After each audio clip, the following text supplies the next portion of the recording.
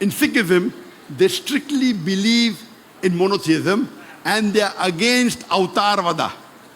That means Almighty God becoming avatar. They're strictly against that. They're also strictly against idol worship. And Guru Nanak Sahib, he was very much influenced by Sant Kabir. Therefore, you will find sometimes the couplets of Sant Kabir is also mentioned. And one of the famous couplet of Sant Kabir we learned in school was, Dukh mein sumran sab kare, sukh mein kare na koe. Jo sukh mein sumran na kare, to dukh khaye hoye. It means during times of trouble, everyone remembers God. But during times of peace and happiness, no one remembers God. The person who remembers God at the time of peace and happiness, why should trouble touch him?